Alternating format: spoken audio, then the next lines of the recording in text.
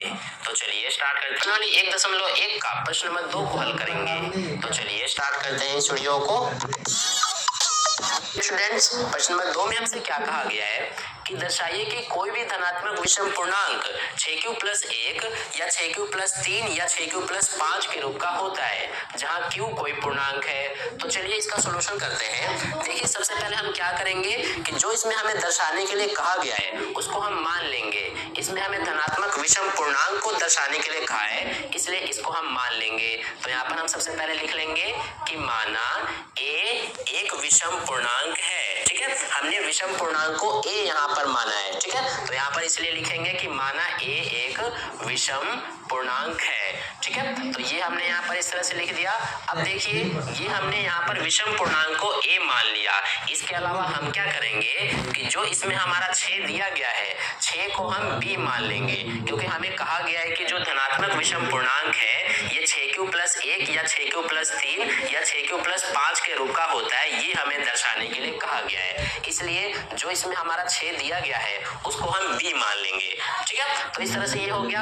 अब देखिए, जैसे कि हमने पिछले वीडियो में पढ़ा हुआ है कि जो हमारा यूक्लिड विभाजन प्रमेय का होता है उसके अनुसार हमारा a बराबर b गुणा q + r होता है। ठीक है, तो यहाँ पर जो हमारा a होता है, a क्या होता है? ये हमारा भाज्य होता है। तो भाज्य किसके बराबर होता है? ये b यानी कि भाजक, q यानी कि भागफल यानी कि भाजक गुणा भागफल प्लस r यानी कि शेषफल के बराबर होता है।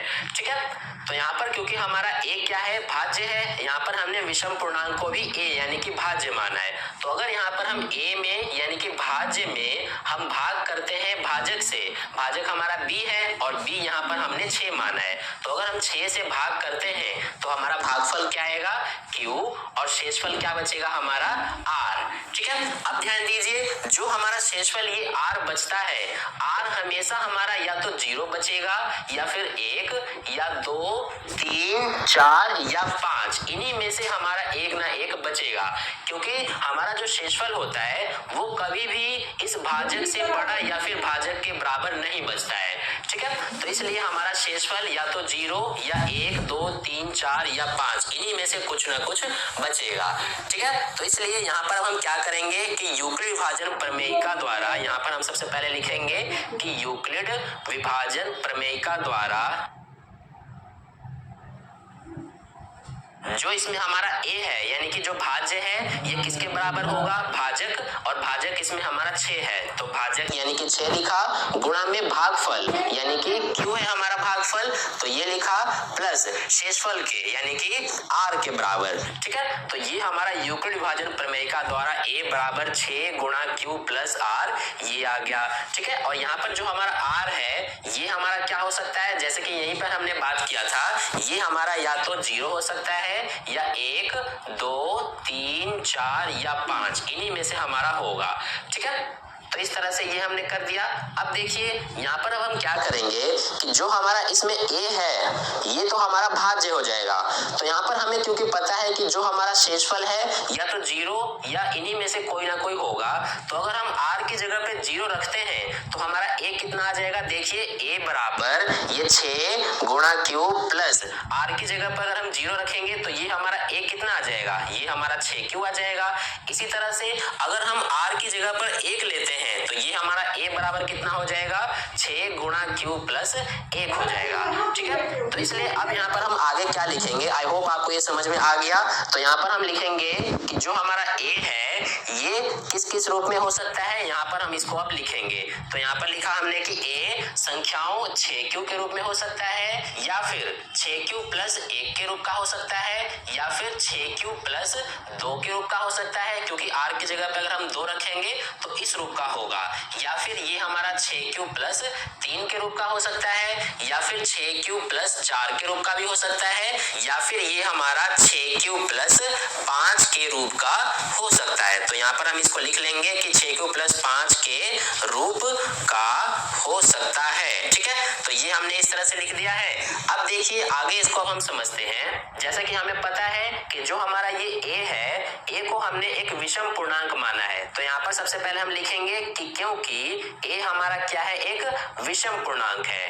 ठीक है, तो ये हमने लिखा कि क्योंकि हमारा a एक विषम पूर्णांक है, इसलिए यहाँ पर हमारा क्या होगा कि यह इस 6q या फिर इसके अलावा हमारा 6q प्लस 2 यानी कि इस रूप का या फिर 6q प्लस 4 यानी कि इस रूप का नहीं हो सकता है। क्यों नहीं हो सकता है, अब इसको ध्यान से समझिए। हमने यहाँ पर a को क्या माना है, एक विषम पूर्णांक, और ये सभी क्या है, हमारे धनात्मक हैं। ये 6q भी हमारा एक धनात्मक है, 6q प्लस 2 भी धनात्मक है और 6q प्लस 4 भी धनात्मक है। क्योंकि देखिए 6q को हम इस तरह से लिख सकते हैं, 6q में हमारा क्या कॉमन आ जाएगा, 2 कॉमन आ जाएगा, तो इसका क्या बचेगा हमारा 3q। इसी तरह से दूसरा वाला हमारा क्या है 6q प्लस 2, इसमें हमारा क्या कॉमन आएगा, इसमें भी 2 कॉमन आ जाएगा, तो इसका क्या बचेगा 3q प्लस ये 1। ठीक है, इसी तरह से तीसरा है 6q प्लस 4, इसमें भी हमारा 2 कॉमन आ जाएगा, तो इसका बचेगा 3q प्लस इसका बचेगा 2। तो आप देख सकते हैं सभी में यहाँ पर 2 कॉमन आ रहा है। इसका मतलब क्या है कि ये सभी 2 से विभाजित हो जाते हैं। ठीक है, यानी कि 2 से ये सभी पूरा भाग हो जाते हैं। इसलिए जो हमारा ये a है, a 6q या फिर 6q प्लस 2 या फिर 6q प्लस 4 के रूप का नहीं हो सकता है। यही यहाँ पर हम लिख लेंगे कि 6q प्लस 4 के रूप का नहीं हो सकता है। ठीक है, तो ये हमने यहाँ पर लिख लिया है।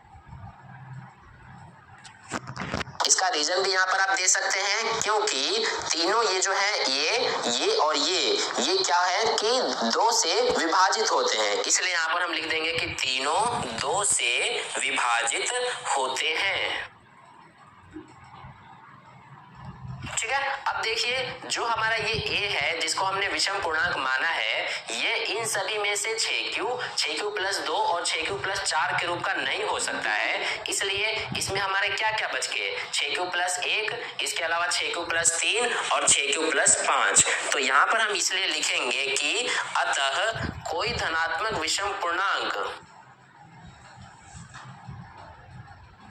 क्या होगा हमारा, या तो इस रूप का होगा यानी कि 6q प्लस 1 के रूप का, या फिर इस रूप का यानी कि 6q प्लस 3 के रूप का, या फिर इस 6q प्लस 5 के रूप का हो सकता है। तो इसलिए यहाँ पर हम लिख लेंगे कि 6q प्लस 5 के रूप का हो सकता है।